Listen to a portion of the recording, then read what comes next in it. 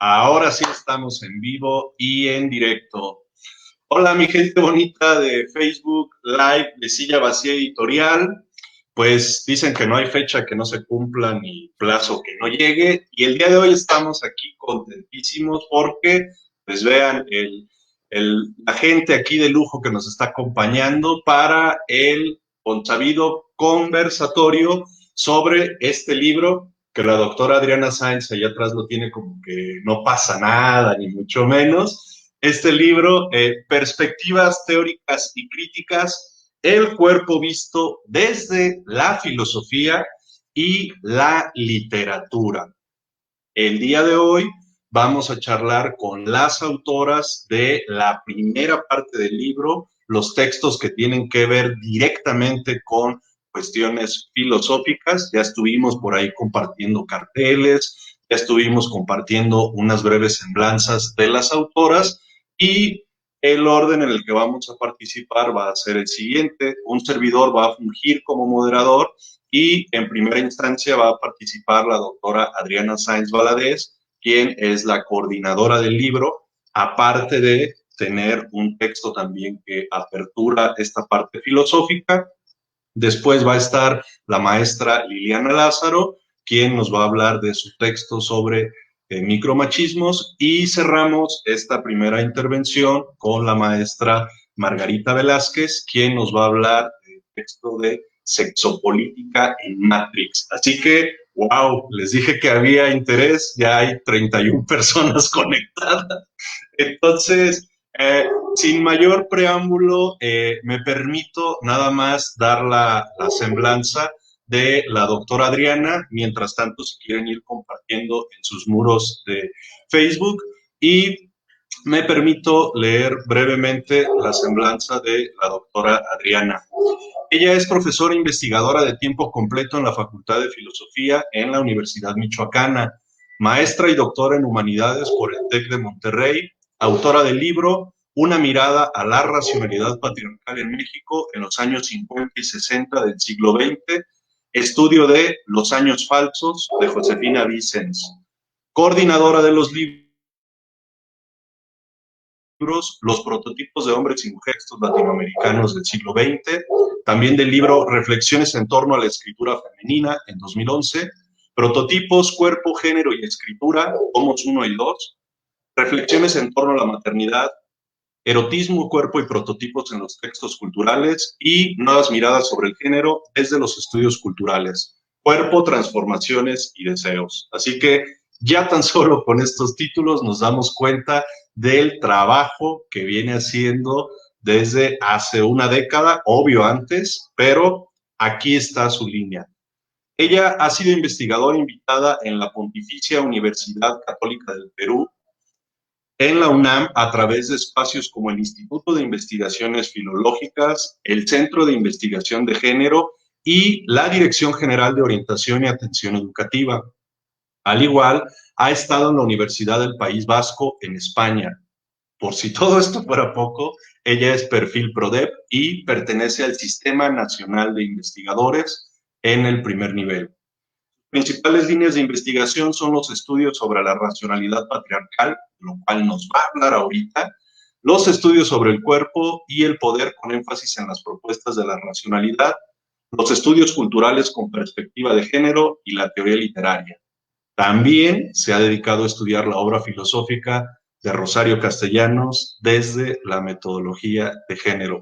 Así que, pues bueno, no sobra decir que es un honor, doctora, que nos acompañe. Es un honor que hayamos podido realizar esta edición que nos trajo a Silla Vacía. Y sin mayor preámbulo, le cedemos la palabra, doctora. Adelante. Miguel, muchas gracias. Muy buenas noches a todas, a todos y a todes. Y pues gracias, Miguel, por tus generosas palabras. Casi salgo corriendo y voy por un muñeco de peluche para que se venga a sentar aquí porque me sentía así como tan apenada por tus palabras. Muchas gracias. Bueno, yo comienzo platicándoles de este libro y lo primero que yo quiero agradecer es el trabajo editorial de Silla Vacía. Cuando las publicaciones del libro surge a inicios de la imprenta, Hacer un libro era un honor. El trabajo editorial era poner el alma en él. Había que cuidar cada letra, la imagen, los dibujos, la tipografía. Entonces había todo un saber volteado en ello, pero un saber reconocido. Con el paso de la modernidad, los libros, la producción de libros se masificó y se ha perdido mucho del sentido, del afecto, del amor que implica la producción editorial. Y yo agradezco mucho el trabajo de la editorial Silla Vacía, porque de verdad hacen un trabajo artesanal en un sentido, en el mejor sentido, la mejor concepción de lo que podemos comprender por artesano, o sea, poner nuestro arte, poner nuestro ser en él, y en ese sentido es que yo agradezco el trabajo de la editorial. Nosotros podemos ver que desde la portada, perdón, estoy un poco norteada con la cámara, este libro que fue accidentalmente puesto aquí, nosotros vemos que este símbolo visual, este icono visual, logró captar en una imagen las ideas y los símbolos textuales expuestos y que componen el libro. Eso es un excelente trabajo editorial. Un editor, una editorial comprometida que se vincula con el texto, que se asume el contenido, las ideas y que las representa. Es como el trabajo del monero. En un dibujo expresan toda una crítica, pues esta es la portada. Esta es una portada provocativa, esta es una portada que no tiene una intención erótica, sino de mostrar esto. Lo que nosotras sostenemos, el cuerpo está atravesado por la ideología, el cuerpo está atravesado por la cultura y el cuerpo está conformado por la ideología. Y nosotros lo podemos ver en esa portada, por eso agradezco mucho el trabajo editorial. Ahora sí, el contenido del libro. ¿Por qué llegamos a este libro? Este libro es un festejo. Yo hoy me siento como que estoy festejando el parir un hijo ideológico, un hijo que tiene cuerpo y un hijo que además está conformado por un cuerpo académico que hemos sido conformado a través del tiempo. Entonces el festejo es múltiple y es irradiante. Festejo las ideas contenidas, festejo el grupo de trabajo y festejo el lazo que hemos creado con la editorial para poder tener un producto conjunto que nos entusiasme y nos enorgullezca a todos los que estuvimos involucrados e involucradas en su producción. Porque, ¿cómo surgió este libro? Bueno, hace 10 años surgió una línea de generación y aplicación del conocimiento que abrí a partir de lo que en ese momento llamábamos digamos, la teoría literaria feminista, que después quisimos llamar porque nos parecía más pertinente a partir de la metodología que utilizábamos para trabajar la teoría literaria de género. Y en ese marco llevamos 10 años trabajando, preguntándonos, tratando de pensar sobre los conceptos, y el libro tiene la intención de hacer un festejo y también de traer a discusión con quienes tenemos que discutir, que son con ustedes, con nosotros, ese hacer conocimiento de largo aliento. Todos los capítulos están sustentados en investigaciones de largo aliento. Lo que quiero decir es que todas las investigaciones llevaron más de 2 años su producción. No son investigaciones arrojadas, no son investigaciones que se hayan realizado al vapor, sino son investigaciones que se discutieron con un cuerpo colegiado de especialistas y que contaron con la validación. Son trabajos metodológicamente sustentados que llevan a cabo y que presentan resultados de estas investigaciones de posgrado. En ese marco, yo quería trabajar, quería presentar estos resultados y traer a la luz una investigación que tengo 10 años haciendo, que es el cuerpo analizado en los productos culturales, el cuerpo analizado como un producto cultural que es representado en los productos culturales. Y en este sentido es que invité a 8 extesistas, de las cuales todas aceptaron, pero una por cuestiones personales en el camino tuvo que desistir. Y entonces tenemos 7 capítulos de 7 tesistas más un capítulo mío. ¿Por qué el orden? Bueno, el orden fue un orden dialogado que tiene la intención de el primer capítulo no está puesto por necedad que sea el mío, sino porque es un capítulo teórico que de alguna manera sirve de columna vertebral para los siguientes capítulos. Y en ese marco pusimos primeramente los capítulos que están analizando a productos culturales, al cuerpo y sus productos culturales en productos culturales filosóficos, y los 4 capítulos siguientes que están utilizando esta metodología de género y analizan el cuerpo, pero lo analizan en productos culturales literarios. Lo demás está elegido por la cuestión cronológica de el filósofo o filósofa o el producto cultural y su tiempo de publicación. En ese marco tenemos 8 capítulos, de los cuales estoy muy orgullosa, en donde las autoras, todas somos mujeres, presentamos aquello que queremos poner a discusión. Y en ese marco es que la organización del libro está sustentada por todo un riguroso proceso académico. ¿Qué es lo que quiero decir? La invitación se hizo, pero además tuvimos un seminario en donde nos sentamos a discutir en varias sesiones cada capítulo. Cada capítulo fue presentado por su autora y comentado por 4 voces críticas que lo leyeron, lo analizaron, hicieron sugerencias, y después las autoras nos regresamos, nos retrotraímos a pensar sobre nuestro trabajo y lo volvimos a presentar. Y nos dimos cuenta que había muchas confluencias, que había muchas ramas que las unían, y eso era algo que le daba cimiento a este trabajo. No son cosas aisladas que se juntaron, son cosas que se presentan porque son un todo, son diferentes ramas que conforman una copa de un árbol. Así, después este libro pasó por todo el rigor académico que debe pasar todo libro que tiene pretensiones de generar conocimiento, y fue evaluado por un grupo de pares ciegos que consideraron que era pertinente y de vanguardia los textos que se exponían aquí y el texto como completud.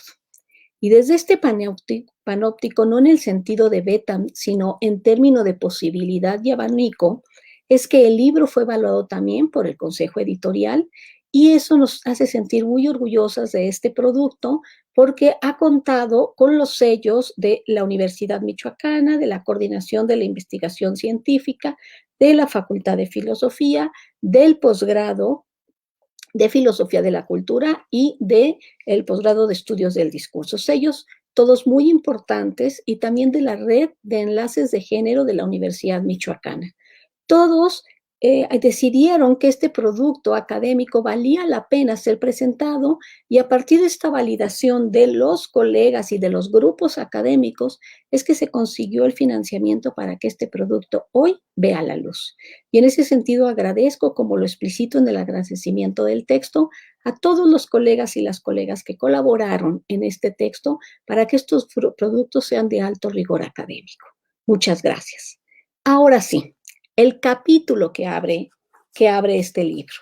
Este libro lleva por título Perspectivas teóricas y críticas, y el primer capítulo lo he titulado La racionalidad patriarcal, un discurso y una ideología. ¿Qué quiere decir esto? Bueno, desde hace 10 años vengo pensando sobre el concepto de racionalidad patriarcal. Hace 10 años me parecía que ya había dicho bastante de ese texto, y 10 años después puedo decir que no, que me falta mucho por decir, que me falta mucho por aprender, y que estoy en ese camino, que es un concepto metaestable y que en ese sentido me era necesario continuar pensándolo, y parte de ese pensamiento es que está aquí presente y es el producto de varios proyectos de investigación avalado por la Coordinación de la Investigación Científica, que me han permitido tener una discusión con diferentes colegas con respecto a esta serie de conceptos. Entonces, cuando Nietzsche dice que le debemos al cuerpo ser pensado filosóficamente, está refiriéndose a que desde aquella separación de las ideas y la materia, las ideas ilemórficas, quisimos priorizar las ideas y dejar a un lado la materia. Y entonces viene toda una serie de pensamientos en donde la materia es la inmanencia, es lo intrascendente y no hay que pensar en ello. Cuando Nietzsche hace esta afirmación, nos pone al descubierto que la materia es importante y que la materia no está desligada de las ideas, que somos un ser en un cuerpo. Y ese cuerpo vale la pena ser pensado porque el ser no es etéreo, no es solo el cuerpo, pero el ser también es cuerpo. Y en ese sentido llegamos a la modernidad y todas sus ideas regulatorias y todas estas clasificaciones que son culturales y por lo tanto son sociales y no son naturales, pero que se han propuesto como ontológicas, o sea, como naturales, como esencias, como variables inamovibles y desde las cuales podemos clasificar a los seres, a las personas, sin darnos cuenta que son variables altamente subjetivas y por lo tanto altamente móviles y de usos políticos. ¿Cuáles pueden ser? Bueno, el concepto de raza, el concepto de color, el concepto de clase, el concepto de género. Una anécdota. Se sube en los años 60 una persona a un camión, se acerca a otra persona y le dice, a ver, favor de pasarse a la sección de negros. Y entonces el señor ahí se da cuenta de que él es negro porque el otro dice que él es negro. Pero él frente al espejo no se veía negro. Y ahí viene el gran cuestionamiento de qué es ser negro, qué es pertenecer a esta clase social o a esta otra clase social. Ciertamente académicamente se han utilizado estos conceptos como ideas, conceptos, clasificaciones para poder agrupar a los integrantes de un sector, pero son clasificaciones sociales que son móviles y que al mismo tiempo nos damos cuenta que por supuesto son clasificaciones creadas, no son naturales. ¿Qué significa ser negro? ¿O qué significa? ¿O cómo es que soy blanco? ¿O cómo es que soy amarillo? ¿O cómo es que no soy amarillo? ¿O cómo es que no soy blanco? Entonces, vemos que a partir de estas variables, por supuesto, incluso el feminismo ha tenido la diferencia sexual sustentada en el cuerpo y seguimos pensando cuestiones que tienen que ver con la sangre, que tienen que ver con privilegios y que tienen que ver con situaciones ligadas al cuerpo. Y de ahí llegamos, por supuesto, a generar cuerpos dóciles y estos cuerpos dóciles, como nos los dice Foucault, clasificación que él aporta, son prototipos que tienen que ver prototipos de blanquitud, prototipos de clase, prototipos de belleza, prototipos de raza o de género. Eso más o menos son ideas de orden social. Pero ¿cómo llegamos a esas ideas? ¿Por qué más o menos las compartimos? ¿Por qué tenemos esos juicios? ¿Y de dónde es que asumimos esos juicios? Si creo que nadie nos sienta en una mesa y nos dice, a ver, ser de determinado color, de cierta altura, de cierto peso, de ciertas medidas, es ser bello o bella, o, por ejemplo, si tenemos ciertas cosas políticamente de ciertos gobiernos que dicen un cuerpo correcto políticamente. Uno de un país llamado en desarrollo y otro gobierno de un país llamado de primer mundo.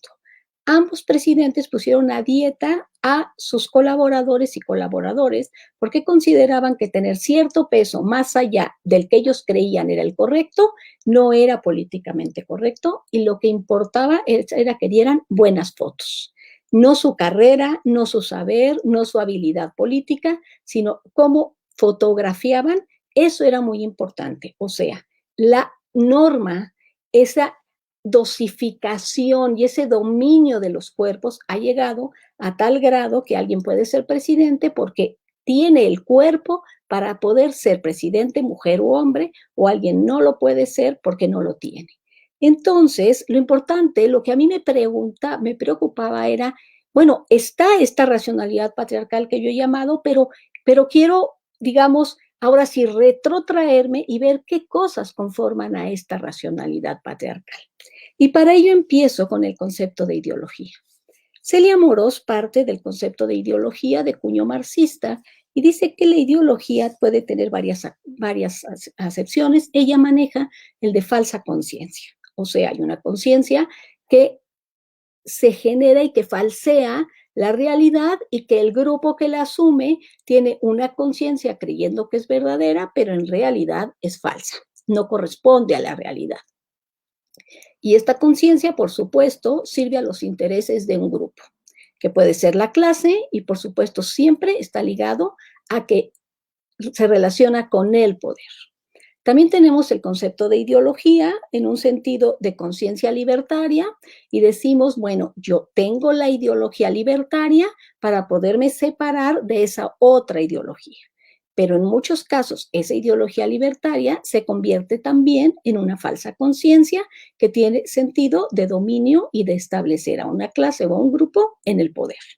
Y ahí empezamos, por ejemplo, con los estudiosos del discurso, que entrarían en ellos Van Dyck o Foucault, que dicen que ideología es un discurso y que tiene, que por ejemplo Van Dyck propone que hay varias ideologías y podríamos hablar ideología de grupo, ideología de marca, ideología de clase, y entonces el plural hace un cambio sustantivo en la concepción, en las nociones que llevan a que esto se convierta en un concepto y en una categoría de análisis. Entonces, podemos decir que la ideología sustenta creencias que llevan a un grupo a sostenerse en el poder. Y estas creencias sostienen los grupos y los pactos que llevan a un grupo a mantenerse en el poder y que generalmente son creencias sustentadas en la autolegitimación. O sea, nosotros decimos que nosotros somos los legítimos para brindar reconocimiento y que los otros nos den la posibilidad de poder. ¿Qué es lo que quiero decir? El poder no se tiene, el poder es un conjunto de relaciones y por lo tanto es un hacer en contexto. Y para ello la ideología es el acicate que sirve para mantener esa red de relaciones. ¿A qué vamos? Voy aquí a permitirme leer una primera parte del texto en donde dice: la microfísica de las ideologías está en sus posibilidades discursivas. Es un hacer en sociedad, donde los saberes, los poderes y los mecanismos de vigilancia rizomáticos están presentes y por ello es que postulamos que la racionalidad patriarcal es una ideología y un discurso. ¿Qué queremos decir con los mecanismos rizomáticos? Bueno, que una que son metaestables y la otra es que no son verticales, sino que todos y todas participamos a manera de raíces rizomáticos en esta reproducción de esta ideología que, por supuesto, es sexuada, entre otras muchas otras variables, y que la reproducimos a través del discurso. Y ahí nos damos cuenta que por eso es una racionalidad. ¿A qué voy? Bueno, la ideología necesita del discurso, el discurso de la ideología, y por lo tanto son performativos, y entonces tenemos ahí el sentido de racionalidad patriarcal. ¿Cómo lo relacionamos con el cuerpo? Bueno, si decimos que Mario Magallón, y así empezamos, así empiezo el apartado de ideología, dice que la ideología atraviesa las conciencias y los cuerpos. Los cuerpos no, nuestra lectura del cuerpo, y es la lectura también de nuestro estar y de nuestro ser en el mundo, tiene que ver con conceptos ideológicos que atraviesan y que conforman desde nuestro sentar, nuestro vestir, nuestro hablar. Y ahí es que Foucault nos propone dos mecanismos. Uno, el mecanismo anátomo-metafísico y el mecanismo teórico-político. El primero tiene que ver con el conocimiento científico y lo que nosotros damos por validez o no validez de salud, de enfermedad y de muchas otras concepciones que a lo largo de los siglos hemos visto cómo se modifican y cómo construyen concepciones de ser.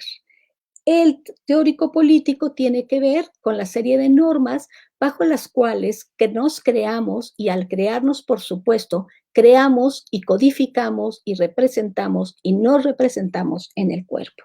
Y hay una epistemóloga, Nancy Tuana, que habla de la epistemología de la ignorancia, que es otro de los mecanismos para conformar nuestro ser ideológicamente, que tiene que ver con el no saber, con el negarnos información, ciertamente de una manera deliberada.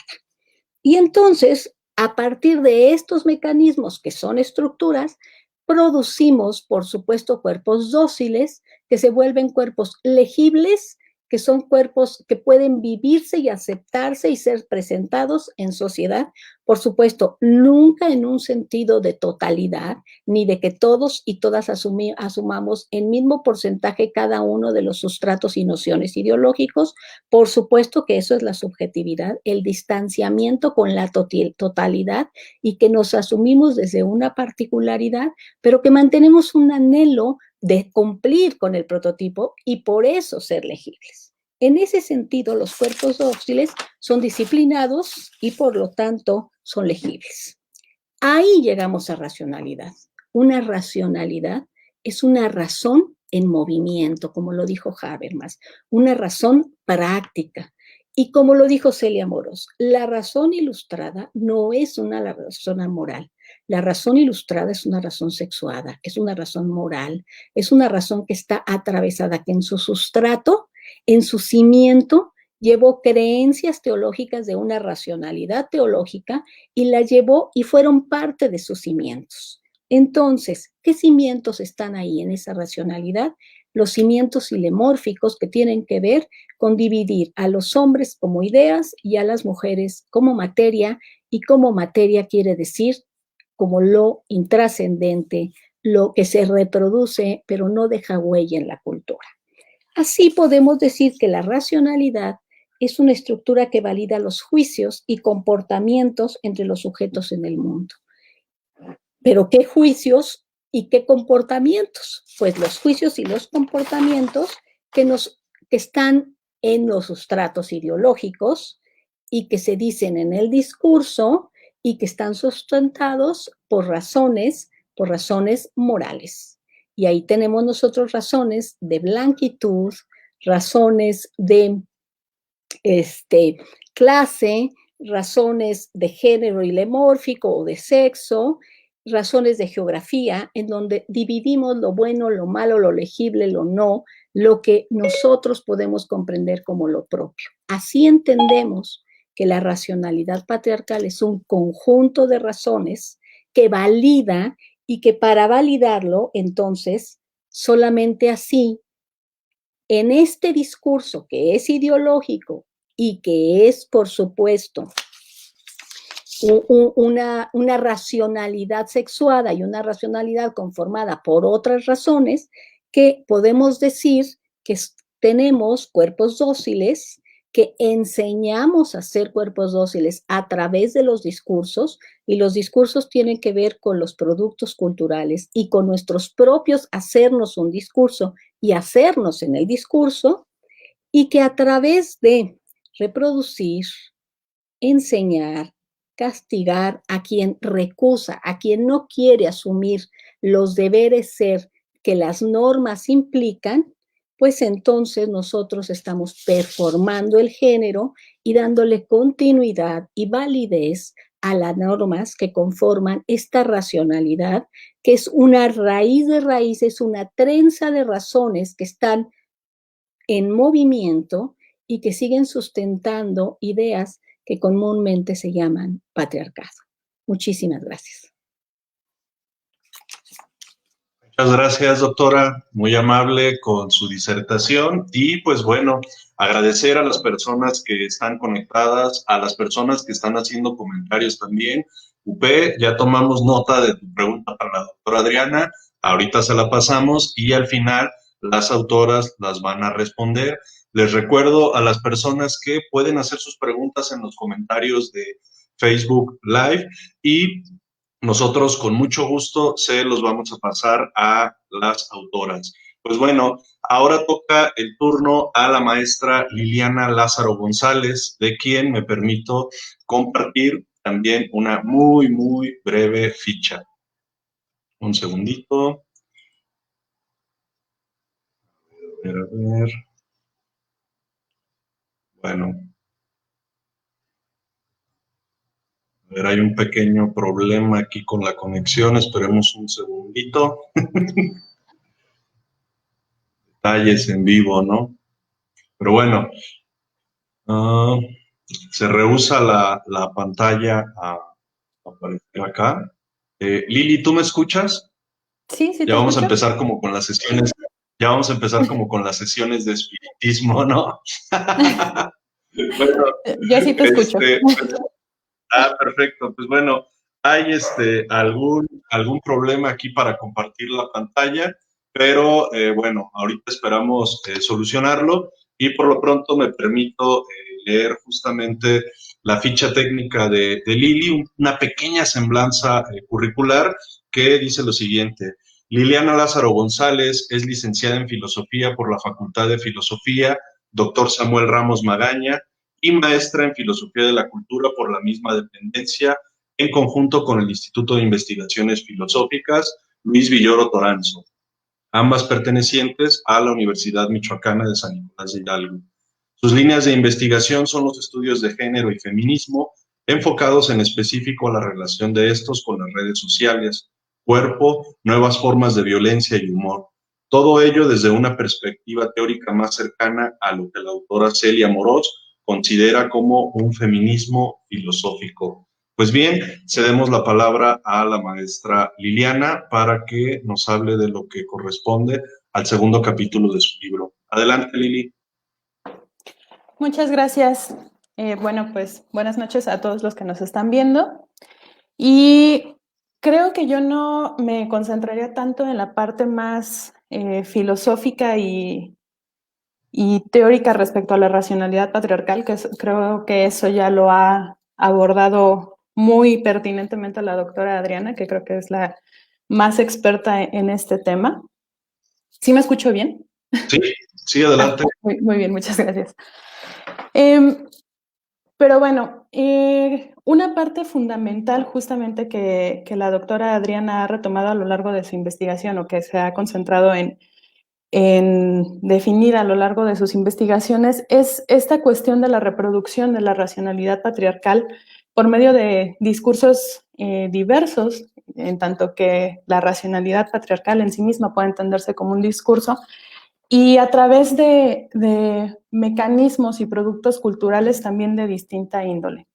En este sentido, es que mi trabajo se ha concentrado en buscar una forma de evidenciar cómo las redes sociales, siendo entendidas como un producto cultural dentro de esta racionalidad patriarcal y dentro de estos sistemas patriarcales, o que podemos entender como patriarcados, son un medio por el cual se pueden reproducir toda esta serie de prototipos, estereotipos, conceptualizaciones diversas que van creando ideales de lo que debería ser o no ser el cuerpo de los individuos y en específico de las mujeres.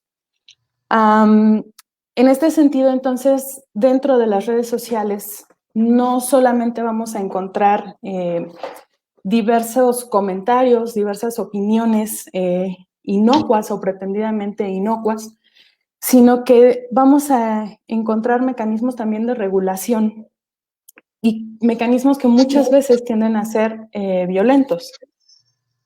Es por ello que dentro de esta investigación yo me he centrado en analizar una forma de microviolencias, o mejor dicho, distintas formas de microviolencias, entendidas como formas de violencia no más pequeñas, no menos graves, sino que se van definiendo como formas de violencia menos visibles, menos tangibles, aunque no por ello menos agresivas.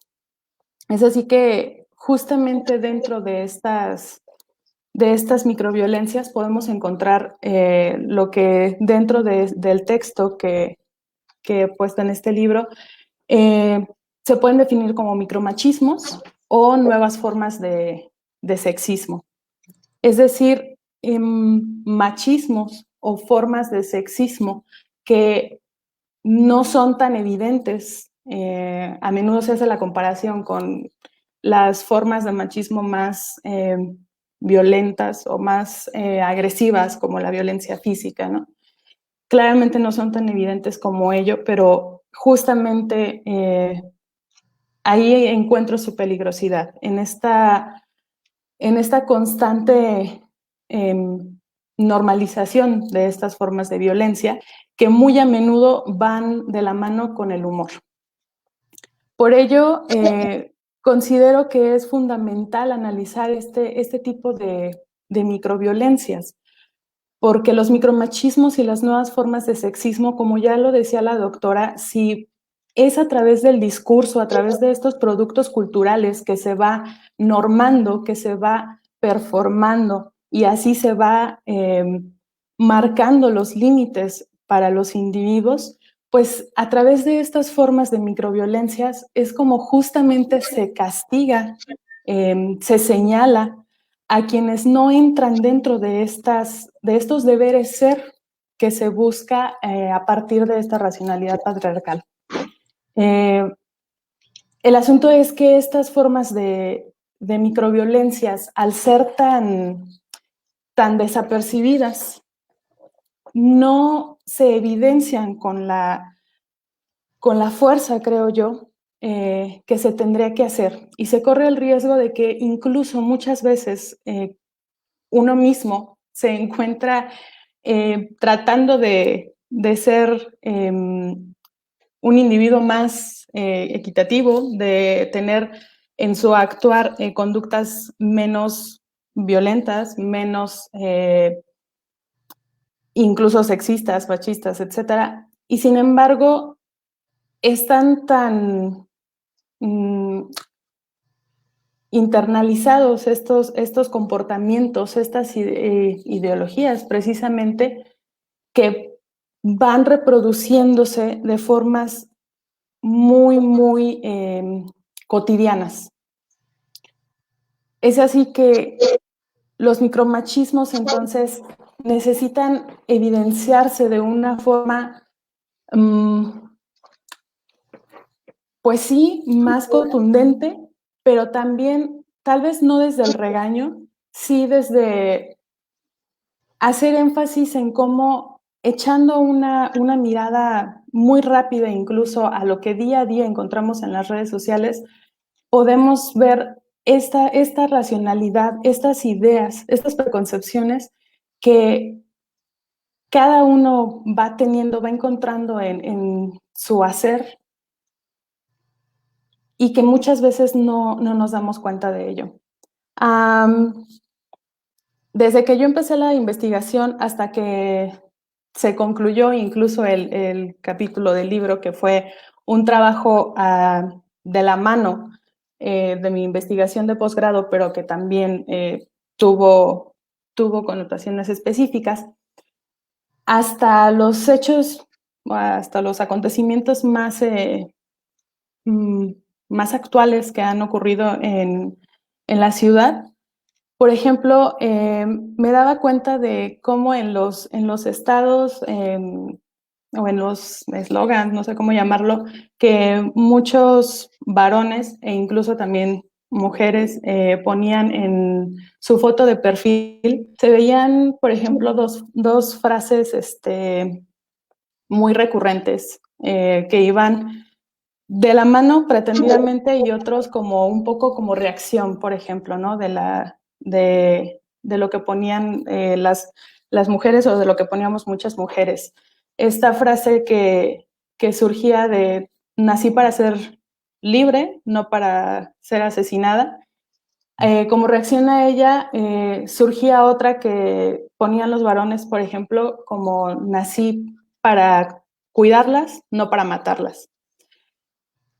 El análisis justamente de los micromachismos y de las nuevas formas de sexismo, entendiendo cómo se enmarcan en esta racionalidad patriarcal, nos permitiría, por ejemplo, alcanzar a ver por qué esta clase de frases que van pretendidamente con una buena intención, llevan en sí mismos ya también una serie de conceptualizaciones del otro que van creando límites o que van marcando límites a ese otro y que asimismo van o continúan con la misma racionalidad, en el mismo tono en el que se pretende romper.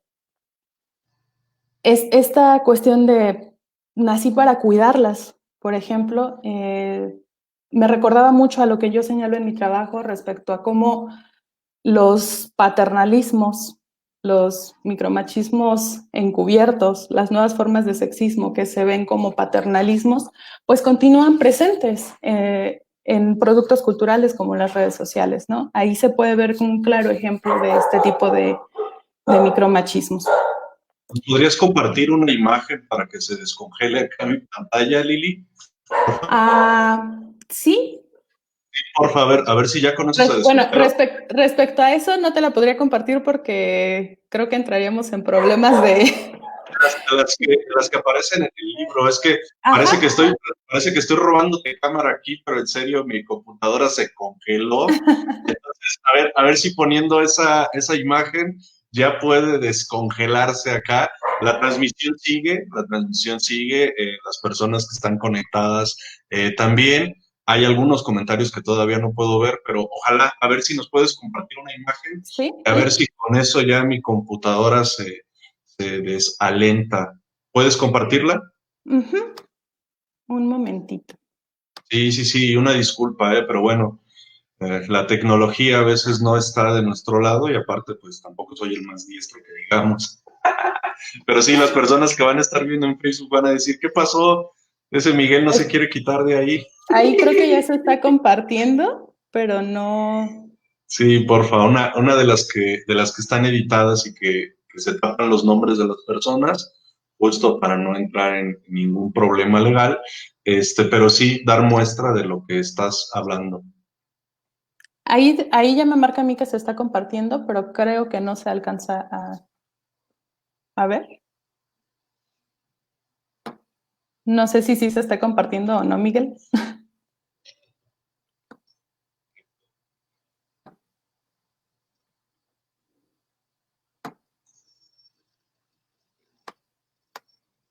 Y ya también se quedó congelado el video por acá.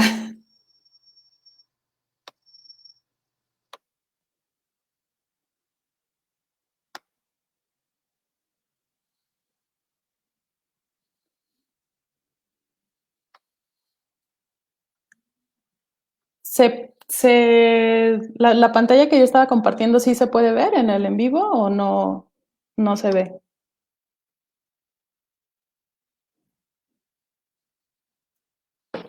Bueno, pues nada, seguiría entonces sin la pantalla que estaba compartiendo. Creo que ahí ya se descongeló un poco la pantalla, no sé. Bueno, pues nada, a manera de conclusión, y creo que para no enrollarnos tanto en más del tema, creo que justamente pues el trabajo iría encaminado a esto, a hacer un poco una sacudida o echar un poco el vistazo respecto a estas microviolencias, a estos micromachismos y estas nuevas formas de sexismo que efectivamente pasan desapercibidas detrás del humor, detrás del derecho a la libertad de expresión, el derecho a expresar mis opiniones sean como sean. Es que estoy acá viendo si ya quedó o no descongelada la pantalla. Pero que justamente, bueno, retomo, pero justamente estas microviolencias no podrían o no tendrían que pasar desapercibidas detrás de esto. Es decir, el humor no evita que el mismo humor atienda a esta racionalidad patriarcal. El por qué nos puede causar risa un chiste machista, que ahí también sería bueno poder compartir la pantalla, no sé si ya se pueda o no. El por qué nos causa risa un chiste machista, el por qué no nos causa tanta impresión la forma en que se critica a las madres solteras, la forma en que se combate contra el aborto libre y gratuito, al igual que nos causa la impresión o que nos causaría impresión ver a un hombre golpear a una mujer en la calle, nos tiene que hacer ruido y no puede pasar desapercibido porque justamente el principio que tienen en sí mismo atiende a esta racionalidad patriarcal, es decir, comparten un mismo principio.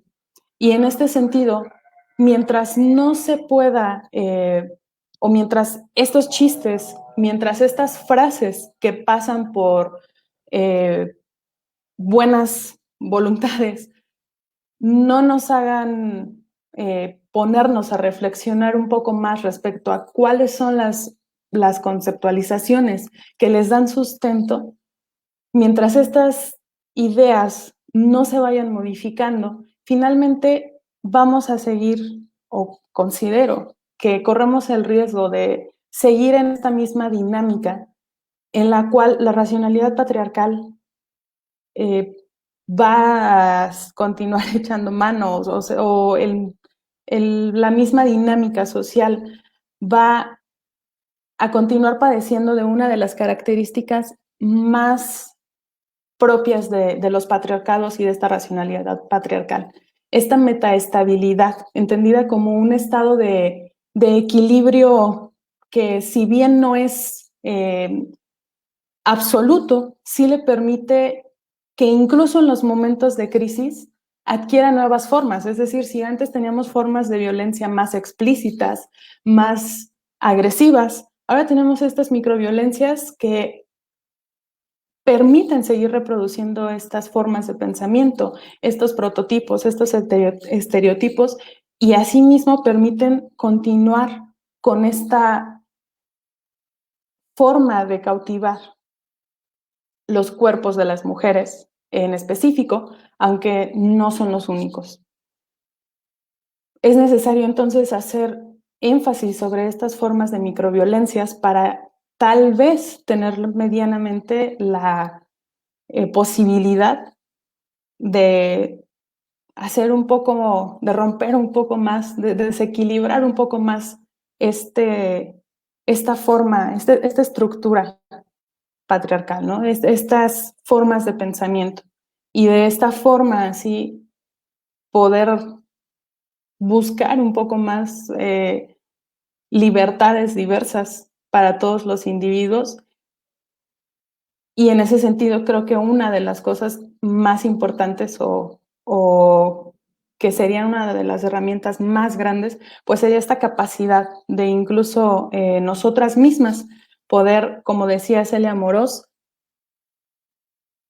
definirnos a nosotras, hablar sobre nosotras mismas, sobre nuestras circunstancias, sobre nuestros problemas, y en ese sentido, entonces, poder hacernos responsables y poder reconstruirnos a nosotras mismas, no desde la mirada de ese otro que se ha instaurado como dueño, como único capaz de definir a nosotras mujeres, sino desde nuestra propia perspectiva y a partir de romper con estas formas de pensamiento. Y pues bueno, en medio de toda las fallas técnicas que ya me están haciendo bastante ruido por acá, creo que yo terminaría con eso y pues quedo atenta a las preguntas. Muchas gracias, Liliana. Y sí, una disculpa, ya estábamos viendo aquí todos los mensajes, es más, ya ni voy a poner ahí, mi imagen estaba congelada y demás, pero tenemos la certeza, Lili, de que aunque yo estaba congelado, tú estabas hablando por el otro lado. Ok. Y se escuchó todo, entonces todo quedó grabado, nada más, por desgracia van a estar viendo mi carota ahí en frente, lo siento, hice hasta una captura de pantalla para enviárselas para que vean que no estoy tratando de robar cámara, pero en serio. A ver si al final no debrayé mucho también, porque ya estaba como que partiéndome entre lo que estaba diciendo y las fallas técnicas. Pero sí fue así como, qué feo, pero bueno, les mandaré la captura de pantalla para que vean que es verdad, que esto se trabó, y por fortuna se destrabó y seguimos adelante, así que Lili, te damos las gracias, esperamos Muchas para gracias. ver si hay preguntas para ti también al final. Ya se hicieron 2 preguntas para la doctora Adriana, ya se las pasamos, ahorita después las va a comentar ella, y bueno, ahora le damos la bienvenida a la maestra Margarita Fuentes, y para evitar que mi cara esté ahí, nos omitimos el paso del cartel, y mejor voy a leer su semblanza, porque si no, voy a tenerme ahí otra vez todo el rato, así que no.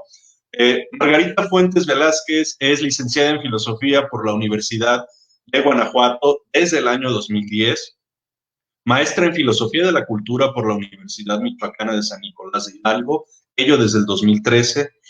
Realizó estudios de intercambio en la Universidad de Santiago de Compostela, en España, en el 2008, y una estancia de investigación en la Universidad del País Vasco, también en España, en 2012. Colaboró en la publicación de 2 reseñas, una en la revista Devenires en 2017 y la otra en la revista La Ventana de la Universidad de Guadalajara en el 2019. Sus líneas de investigación son la filosofía de género, filosofía de la cultura y filosofía mexicana. Actualmente es doctoranda en filosofía por la Universidad Michoacana de San Nicolás de Hidalgo y trabaja como docente en la Universidad Pedagógica Nacional, Unidad 112, Celaya. Las dejamos para que nos platique acerca de su capítulo con el cual se cierra esta parte del cuerpo visto desde la filosofía. Adelante, maestra. Miguel, muchas gracias, me da mucho gusto estar aquí, qué bueno que nos está viendo varias personas, me da muchísimo gusto.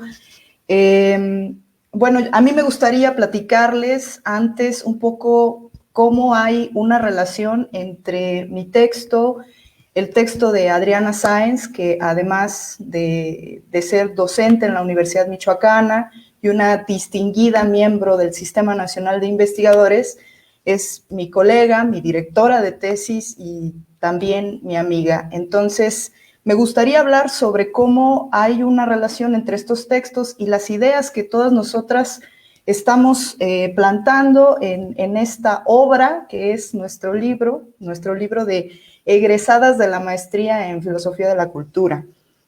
Bien, por un lado, la doctora Adriana, como ya lo mencionó, habla de la racionalidad patriarcal.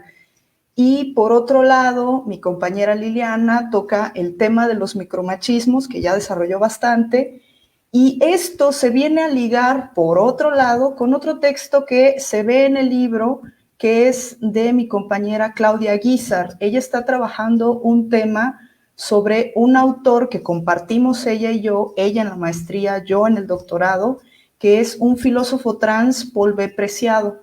Entonces, en el momento en el que empezamos a tener nuestras primeras charlas, nuestras primeras pláticas sobre qué era lo que queríamos trabajar y estuvimos reuniéndonos con la doctora, veíamos que había un tema en común que era el cuerpo. En este sentido, hay que decir que aunque el tema en común era el cuerpo, cada una de nosotras lo abordó desde perspectivas un tanto distintas, pero que tocaban puntos en común. Es decir, había una interseccionalidad ideológica en todos nuestros textos. En el caso, por ejemplo, pues de Liliana y de la doctora Adriana, había una relación muy fuerte con el concepto de la racionalidad patriarcal.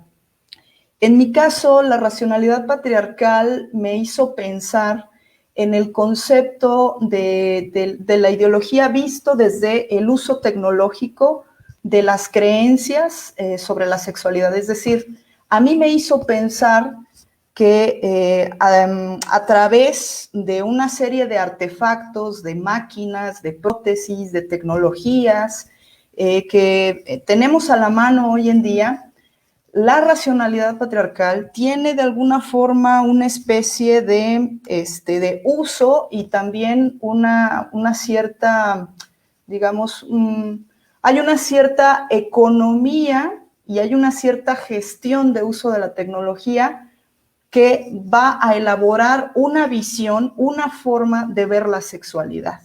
Entonces, esta serie de ideas de cómo la tecnología de alguna manera va a meterse en el campo de la sexualidad, va a intervenir en la forma en la que vemos el sexo y cómo esto está ligado con una racionalidad patriarcal, me hizo querer escribir sobre la relación que hay entre precisamente la tecnología y el concepto que maneja Paul B. Preciado, que tiene que ver con el régimen fármaco-pornográfico y la gestión biopolítica la nueva gestión biopolítica en este régimen farmacopornográfico que estamos viviendo. Son conceptos que maneja desde luego este autor y que empieza a manejar mi compañera Claudia en su texto, que es anterior al mío, según la sucesión de los capítulos. Claudia empieza a hablar un poco sobre la violencia que existe en el régimen farmacopornográfico que estamos viviendo, que es un régimen distinto del régimen que manejaba Foucault, el régimen del soberano o el régimen de gestión de ciertas disciplinas, el régimen disciplinario. Este es un régimen farmacopornográfico. Este es un régimen donde hablamos de microviolencias, de micromachismos, de tecnologías microscópicas, de micropolíticas, donde hablamos de ideologías y racionalidades que atraviesan los cuerpos y que se insertan en las tecnologías de uso diario. Lo que muchas veces no nos ponemos a pensar es la forma en la que la tecnología nos afecta todos los días. Cuando digo que nos afecta, no quiere decir que nos hace daño necesariamente, quiero decir que es algo que estamos viviendo todo el tiempo y que parece que forma parte de nuestro cuerpo. Parece que nuestro celular es una extensión, una especie de prótesis corporal. Parece que cuando estamos cerca de una computadora, estamos teniendo un acercamiento con aquella persona o aquel que nos está viendo a través de esta tecnología, y parece que no podemos salir a la calle sin una serie de aparatos tecnológicos, ¿no? Parece que estos aparatos forman parte de nuestro propio cuerpo. De hecho, desde el momento en el que nacemos, nos vemos rodeados de tecnología. Desde el momento de nuestro nacimiento, estamos en contacto con aparatos, con tecnologías y con técnicas. Ahora, lo interesante de la situación hoy en día, en términos de técnicas y de tecnología, es que son dos conceptos distintos que van a partir de concepciones diferentes en un régimen farmacopornográfico. Es decir, cuando tú estás pensando en una técnica, estás pensando en cómo utilizas un cierto aparato tecnológico. Y voy a poner el ejemplo que yo, de hecho, manejo en el texto del libro, que tiene que ver con un aparato musical, ¿no? Hay una crítica que, bueno, se ha desarrollado una crítica desde la posguerra, desde esta cultura audiovisual que se empieza a desarrollar en Estados Unidos. Hay una serie de estudios críticos, pero bueno, hay una crítica en particular a cómo anteriormente los aparatos musicales, y esto es por poner un ejemplo, desde luego, necesitaban de cierto desarrollo técnico, es decir, aquella persona que utilizaba una flauta, un violín o una guitarra o el piano, digamos, necesitaba cierta estructura técnica para poder tocar dicho aparato. Necesitaba saber de ciertas cosas. Entonces había, digamos, había una especie de mérito en poder desarrollar una técnica al momento de utilizar ese aparato. Esto va a ir cambiando con el paso del tiempo.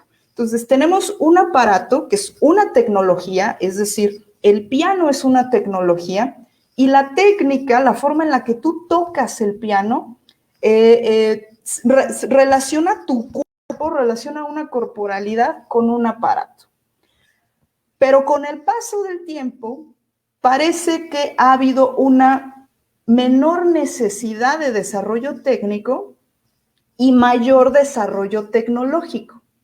O sea, yo puedo generar una nota musical a partir de una serie de teclas en un aparato electrónico, yo puedo generar una serie de sonidos. Yo ya no necesito, para poder generar una cierta gama de sonidos, para poder generar una melodía, el estar en contacto directo con un instrumento musical. Entonces, mayor desarrollo tecnológico, pero menor desarrollo técnico. Y antes pasaba al revés, ¿no? Esto me hizo pensar mucho en cómo el cuerpo se relaciona con la tecnología hoy en día, en cómo parece que las fronteras entre la corporalidad y la tecnología se están difuminando, ¿no? Porque tú tienes un celular, yo aquí tengo un celular, tienes un aparato que llevas contigo todo el tiempo. Y no solamente el celular, los zapatos, la ropa que usas, el reloj, en fin, hay una serie de prótesis corporales que parece que tienen una cierta funcionalidad, que evita un cierto desarrollo técnico.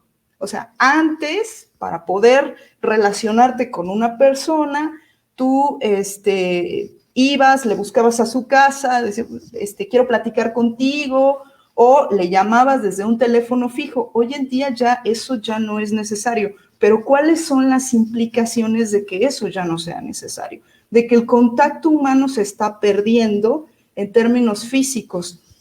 Curiosamente, cuando yo empezaba a escribir este texto, no tenía la menor idea de que íbamos a entrar en una pandemia, no tenía idea de que esto iba a ser una resonancia bastante fuerte con lo que estamos viviendo y sobre todo con lo que yo experimento como docente cada vez que doy clases a mis alumnos, ¿no?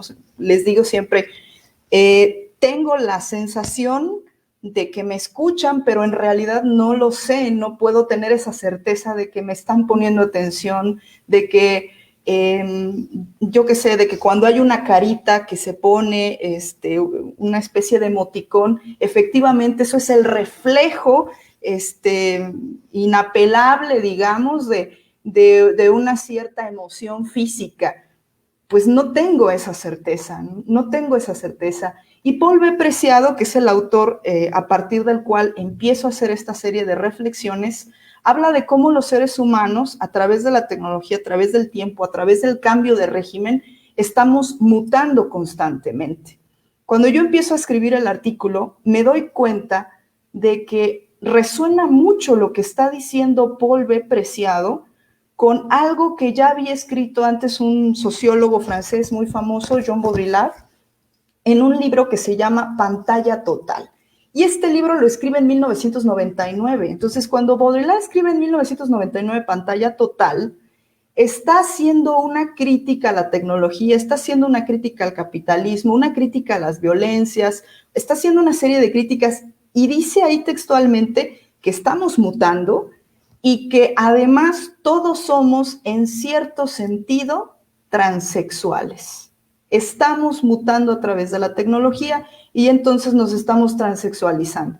Me pareció súper interesante porque Paul B. Preciado, siendo un filósofo trans español, también habla de mutaciones, también está hablando, al igual que lo hace Baudrillard en su momento, de cómo parece que es más importante el look, ¿no? El look del cómo te ves, de lo que aparenta ser a través de una pantalla, que la realidad. Y entonces, ¿qué es lo real? ¿Qué es lo que determinamos como realidad? ¿Será acaso que vivimos en una especie de Matrix y esta Matrix está conformada a partir de una ideología, de una serie de ideologías o de una racionalidad patriarcal? Quizá la Matrix es la racionalidad patriarcal en la que estamos viviendo. Entonces, si se fijan, todo esto va a tener muchas coyunturas entre nosotras como autoras, entre lo que maneja Lili. Yo platicaba con ella y me decía, ella misma lo podrá comentar, estamos viendo en las redes sociales una serie de cosas impresionantes respecto a la violencia. Platicaba también con Adriana y es impresionante cómo la racionalidad patriarcal está gestionando una serie de políticas, ¿no?, sobre la sexualidad y sobre la vida. Entonces, bueno, mi texto continúa de alguna manera, algunos puntos se relaciona desde luego, como decía yo, con el de Claudia, y pues concluyo de alguna manera haciendo como la pregunta abierta a quienes quieran leer el texto de que estamos insertos en esta especie de Matrix. También quiero comentar así de la manera más breve que hay una relación entre lo que Jean Baudrillard escribe en su texto de Pantalla Total sobre un conflicto entre Kasparov y una computadora que se da a finales de los años 90 y cómo resulta ser todo un evento mundial, ¿no? El hombre y la máquina, ¿quién podrá ganar esta partida de ajedrez? Se vuelve todo un espectáculo. Hay una relación con eso, yo parto también un poco de ahí, porque me interesaba mucho ver la manera en que el concepto de Matrix, que aparece en una película de 1999, que por cierto es una película dirigida, escrita y producida por dos hermanas trans, las hermanas Wachowski, que son transexuales. Entonces, me parecía que había una serie de líneas ahí. Por ahí me están preguntando hacia quiénes está dirigido el libro y cuál es el objetivo. Yo diría que el libro, para mí, ojalá el libro pudiera llegar a todos los confines de este país y a todos los confines del mundo. Ojalá pudiera llegar a todas las personas que estén interesadas en temas sobre género, sobre violencia, sobre tecnología, sobre transexualidad. Es decir, la filosofía, la literatura y el género tiene muchas vertientes, tiene muchas aristas, tiene muchas líneas de investigación, pero todas aquellas personas que estén interesadas en temas sobre género, feminismo, filosofía y literatura están invitadísimas a leer este libro. El objetivo de mi capítulo, en todo caso, vendría a ser poner a trabajar, a dialogar a estos autores, poner a dialogar a Jean Baudrillard con Paul B. Preciado y con algunos autores como Foucault, que ya mencionaban, y como Donna Haraway, que habla sobre la tecnología y sobre cómo los seres humanos somos una especie de cyborg en su manifiesto Cyborg.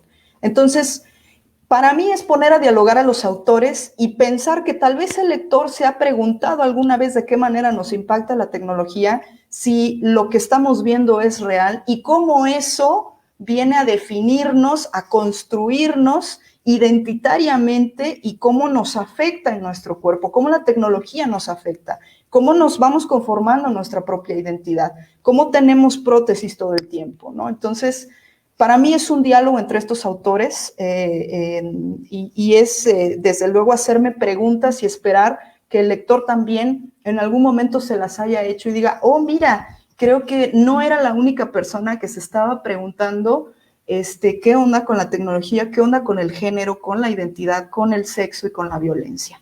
Entonces, pues bueno, eso sería como de mi parte todo. Yo no me quiero extender más porque quiero darle la oportunidad al público y a mis compañeras a que puedan participar un poco más. Muchísimas gracias. Muchísimas gracias, Margarita. Qué bueno, ya también viste ahí la pregunta y ya está ahí contestada. Y en atención a esto, pues le damos nuevamente la palabra a la doctora Adriana Sáenz, porque hay dos preguntas específicas para usted. La primera, López Gaitán, y ella dice que si usted considera que el feminismo es una ideología libertaria. Y posteriormente, Fernanda Nayeli Tena nos dice, ¿podría decirse que la racionalidad patriarcal es una extensión de lo que Foucault llamaría microfísica del poder? Pues bueno, agradecemos la participación y doctora, tiene usted la palabra para contestar estas preguntas. Muchas gracias. Bueno, pues me siento muy honrada de volver a tomar la palabra. Lo haré rápido, ya que me excedí mucho en el tiempo. Bueno, Poupe, muchas gracias por tu pregunta. Yo diría que el feminismo, yo no lo quisiera tomar como una ideología, porque sostengo que la ideología está ligada a la palabra poder.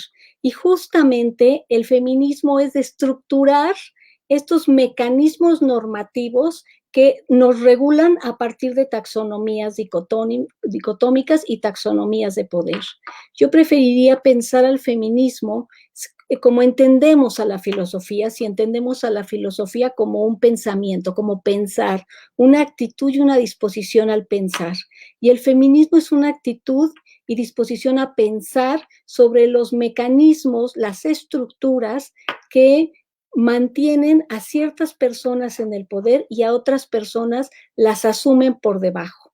Y en ese sentido no estoy pensando solo liberar a las mujeres, sino pensar a muchos otros grupos minoritarios e invisibilizados como los niños, como los indigentes, como las personas con otras capacidades, como pensar, por ejemplo, por qué le dicen a una persona que es discapacitada cuando en realidad es una persona con otros movimientos o con otras capacidades, y el feminismo es un ejercicio de pensamiento libertario, porque me parece que digamos, la oposición o el contrafuerte de ideología sería conciencia.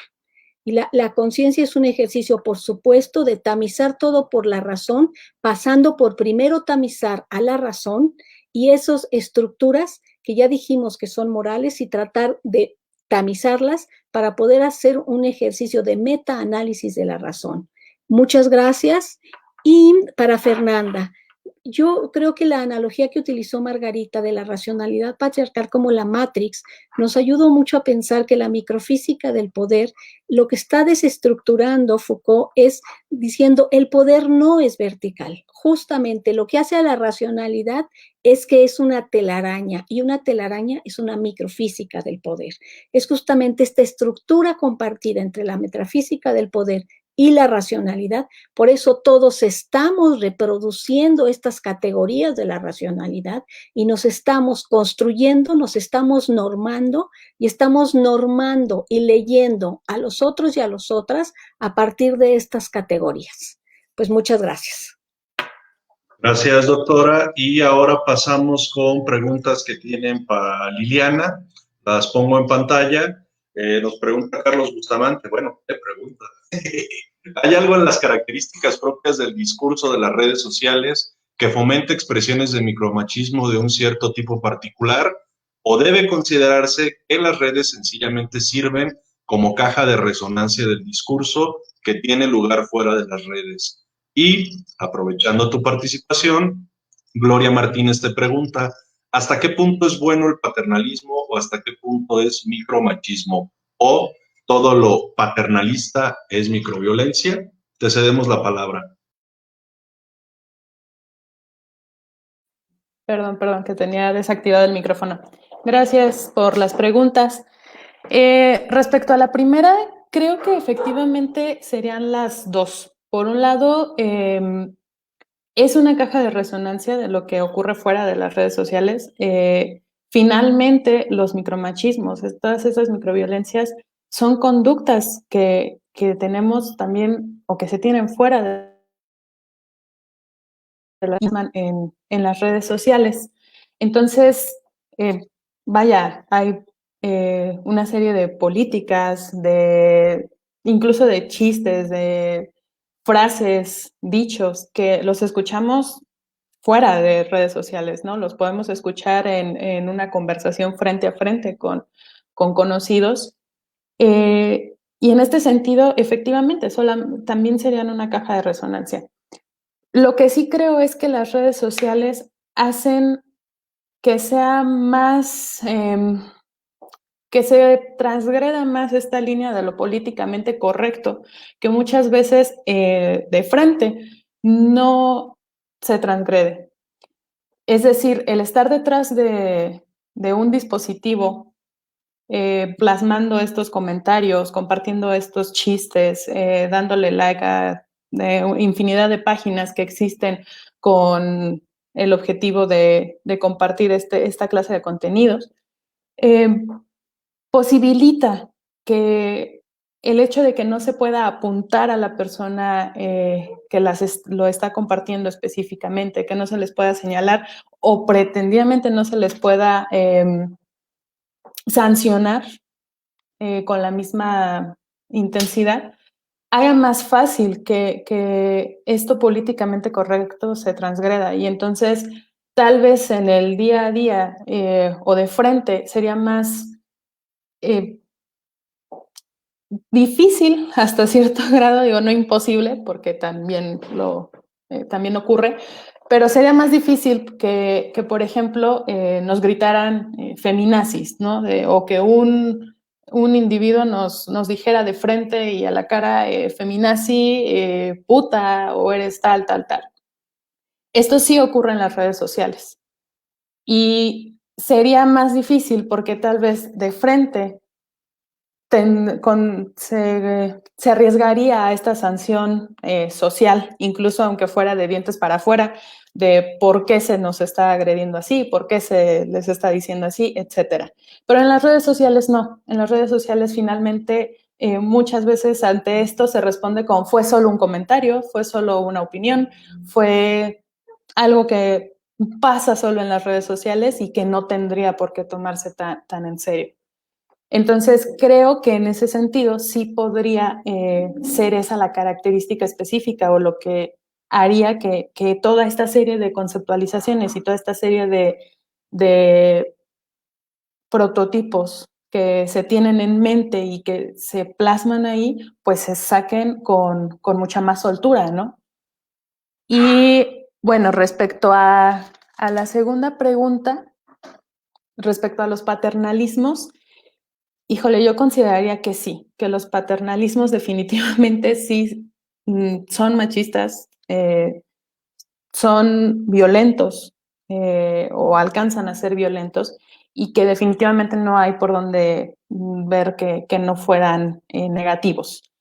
¿Por qué? Porque considero que los paternalismos finalmente apelan a negar la capacidad del otro de autorregularse, de protegerse a sí mismo. Es decir, bajo una perspectiva paternalista, finalmente quien está ejerciendo ese papel de padre tiene también cierto poder sobre quien está cuidando, supuestamente.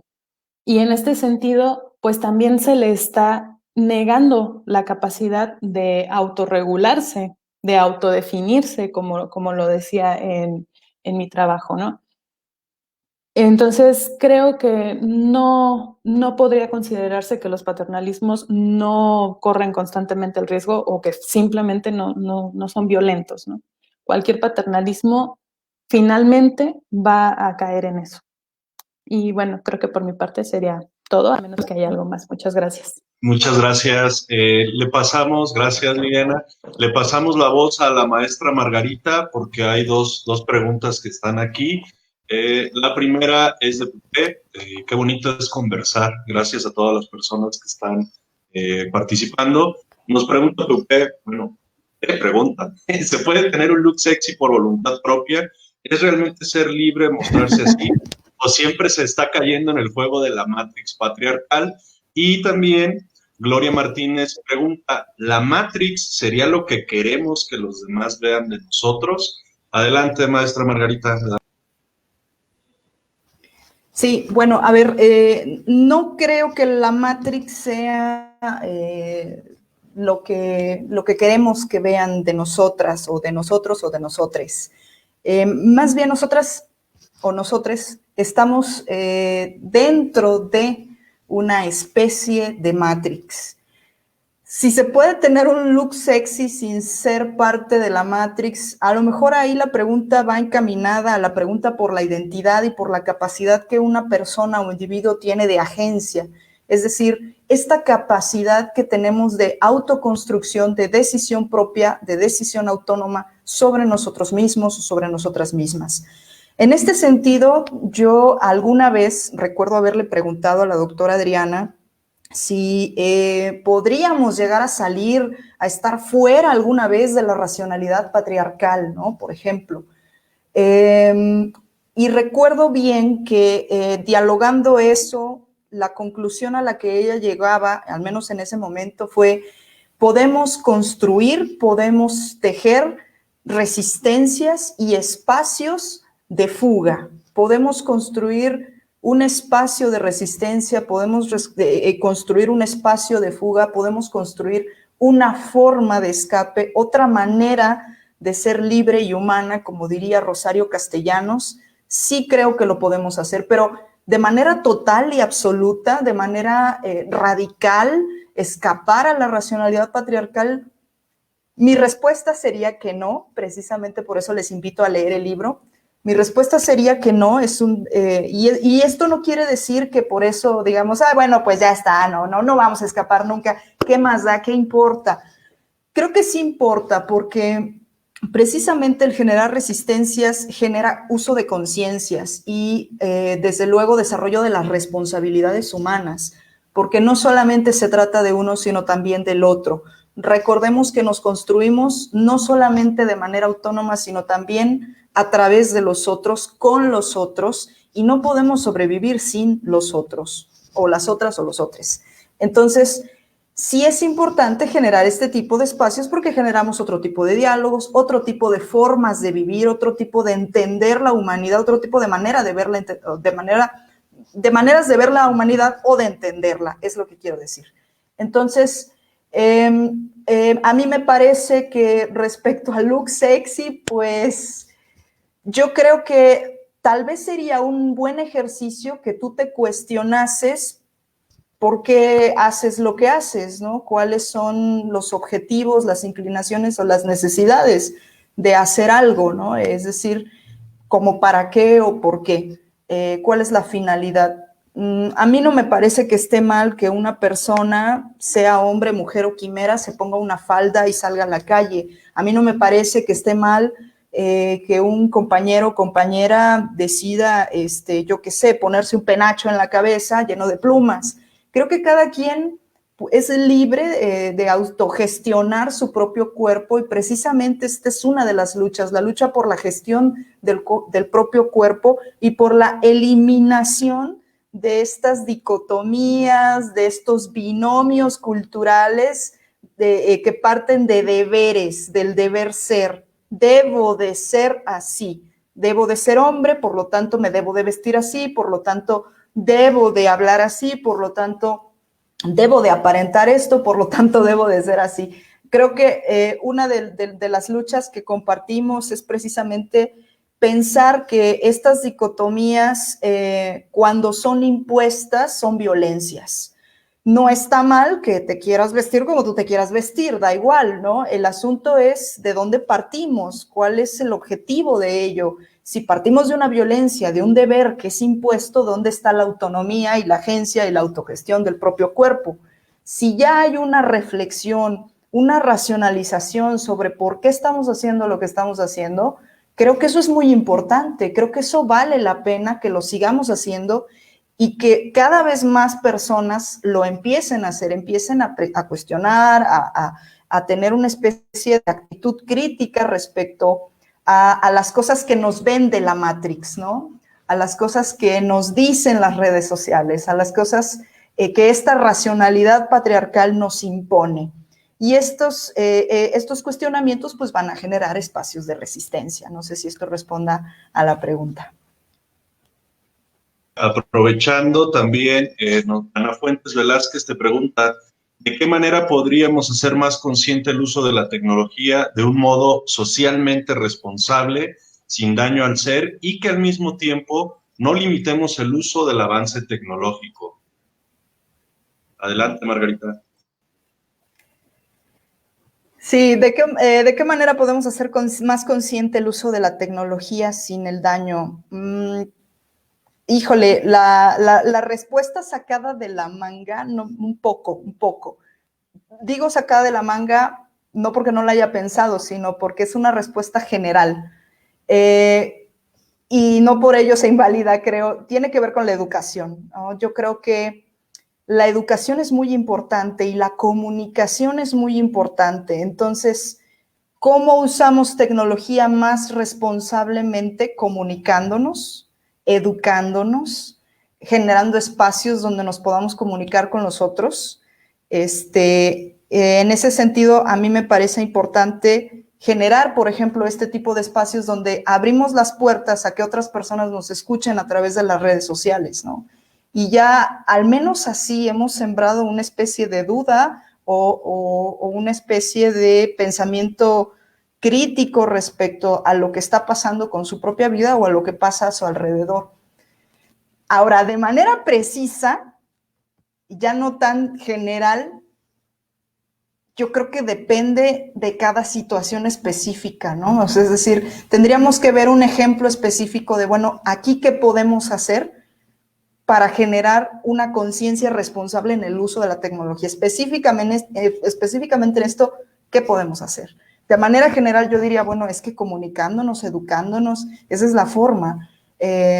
Por eso estoy en desacuerdo con quienes piensan que la educación no sirve de nada o que la educación no nos permite cambiar el mundo, que lo único que importa es la economía global y el mercado y las relaciones económicas. Estoy en desacuerdo con ese tipo de ideologías o mentalidades, ¿no? No sé si eso responde a la pregunta de Ana. Bueno, pues ya veremos si sí o si no.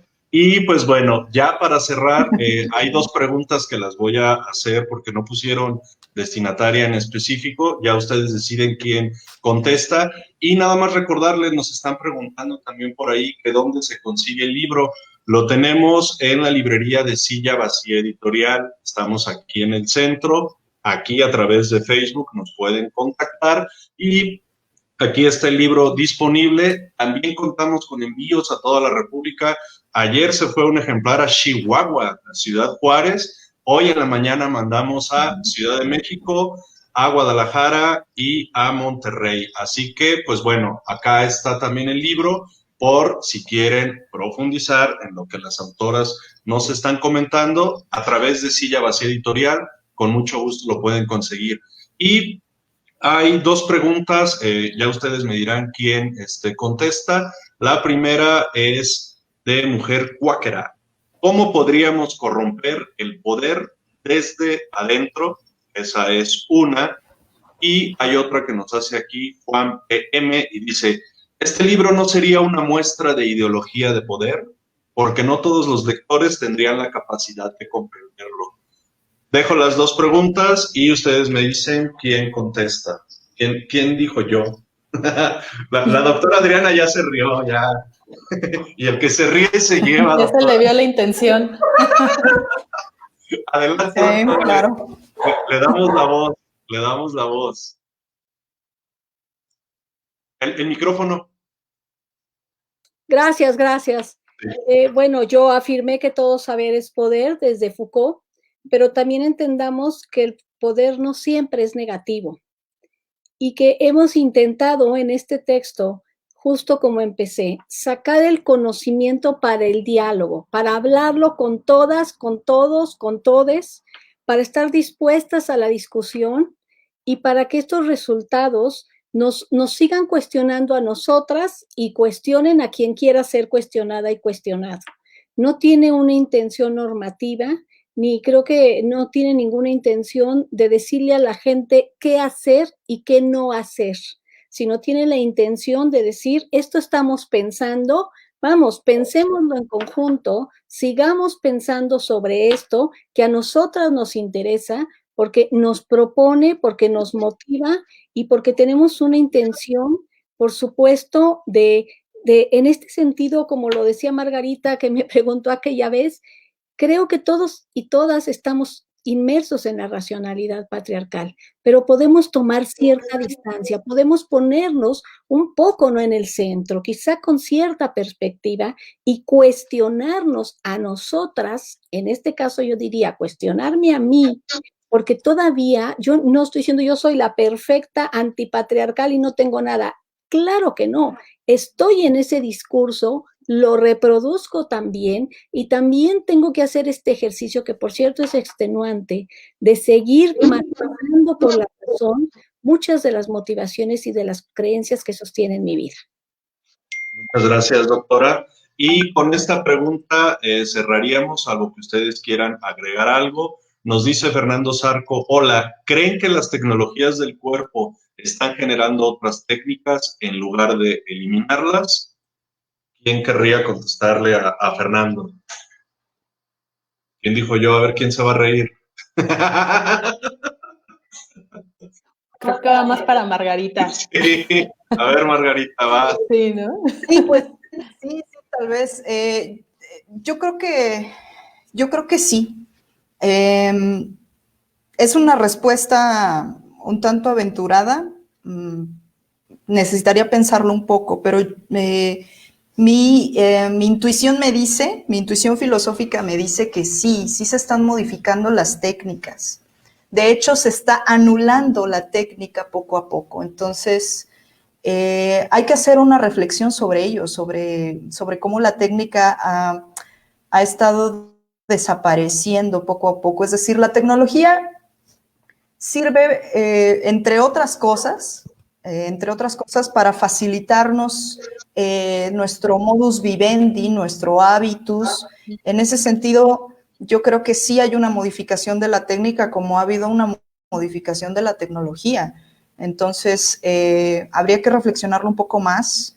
Yo creo que sí, y tal vez habría que repensar un poco los ejemplos y ver en qué medida se ha modificado la técnica, cuáles han sido las consecuencias de la modificación de las técnicas. Voy a poner un ejemplo, porque ahorita que lo estoy pensando y lo estoy carburando, me viene a la cabeza algo que yo creo que quienes somos docentes hemos estado padeciendo en algún momento. Tenemos una técnica al momento de dar un discurso, al momento de dar una clase, al momento de hablar con el otro. Pero esa técnica se ha visto modificada en el momento en el que ya la clase ya no es en un salón, ya es a través de una plataforma digital. Y nuestras técnicas de enseñanza y de docencia también se ven modificadas corporalmente. En algunos casos, decía yo, padecemos de esto porque tenemos a lo mejor problemas con los tendones de la mano, tenemos problemas de espalda, tenemos una serie de dolencias y de dificultades y que han sido producto de la modificación de las técnicas, sí del uso de la tecnología, estamos usando tecnología, pero el uso de la tecnología implica el uso de una técnica, ¿no? Y esta se ha visto modificada, no es igual estar frente a un pintarrón que estar frente a una computadora, ¿no? Entonces nuestros músculos de nuestro cuerpo son distintos y las técnicas que empleamos son diferentes. Muchísimas gracias, Margarita. Y como podremos darnos cuenta, podríamos pasarnos aquí toda la noche y mañana y pasado. Pero bueno, a 1:30 agradezco de verdad, primero a ustedes por haber tenido la confianza de que pudiéramos editar esta chulada de texto aquí, y a todas las personas que estuvieron conectadas y que siguen conectadas y que están dejando ahí sus comentarios.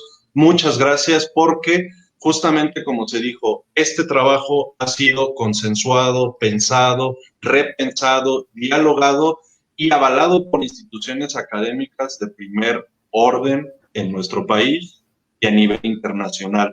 Y esto, un libro escrito por 8 mujeres, realmente da cuenta de lo que estamos viviendo en estos momentos, que es súper necesario que se dialoguen estas cosas y, como decía la doctora Adriana, que salga y que se pueda tener con la gente. En ese sentido, no me resta sino agradecerles, recordar que el libro está disponible en la librería de Silla Vacía Editorial. En breve lo vamos a tener ya en la semana que sigue también en disposición en línea para que puedan pagar con la tarjeta y se los enviamos. Por mi parte, solo querría leer el brevísimo colofón que escribí para este texto, donde pues nosotros también ponemos nuestro granito de arena, al menos de afecto, de cariño y de profesionalismo de todo el equipo, que antes de que se me pase, Noé Martínez desde Ciudad de México es quien nos hizo esta chulada de portada, donde, como dice la doctora, de inmediato se apropia de los elementos. Cristi Barragán nos estuvo apoyando con la maquetación de interiores. Arián Cabrera y un servidor estuvimos ahí en la corrección. Y al respecto dice lo siguiente el colofón: perspectivas teóricas y críticas, el cuerpo visto desde la filosofía y la literatura, coordinado por Adriana Sáenz Valadez, se terminó de imprimir en los talleres gráficos de Silla Vacía Editorial en el mes de septiembre de 2020. 300 ejemplares contienen 8 trabajos de mujeres que buscan ampliar la reflexión en torno al cuerpo. Una suma impresionante de talento y 1000 gestiones administrativas dan fe de lo evidente. Se desea que la academia salga de su nicho para encontrarse con la gente. Lo tienen, mi gente.